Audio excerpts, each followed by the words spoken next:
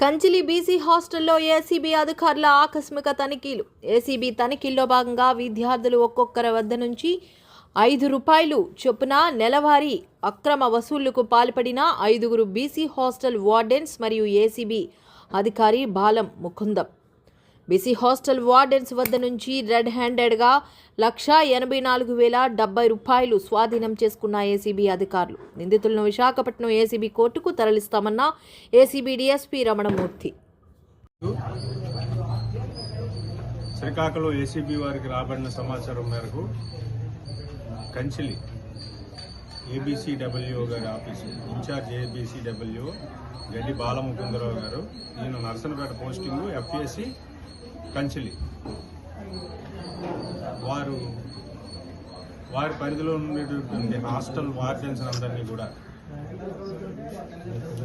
వారి దగ్గర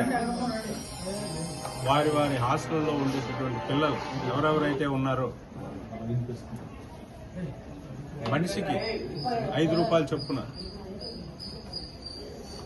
మామూలు వసూలు చేస్తున్నట్టుగా మాకు రాబడిన సమాచారం మేరకు ఈరోజు ఈ హాస్టల్ ఏబీసీడబ్ల్యూ గారి ఆఫీస్ మీద మేము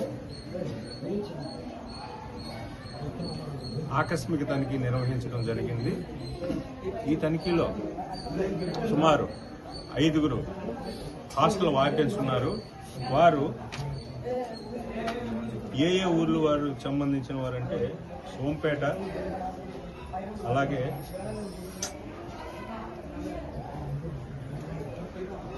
ఎర్రముక్కం, గొడ్డపాడు,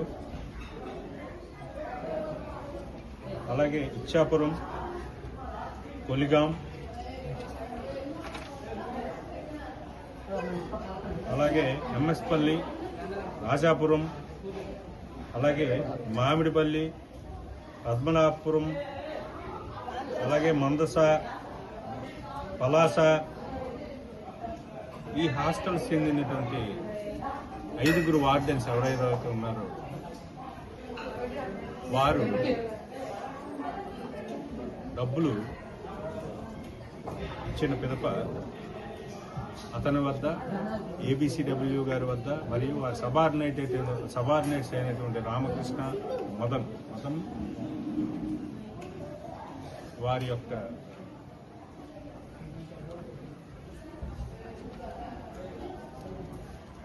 అలాగే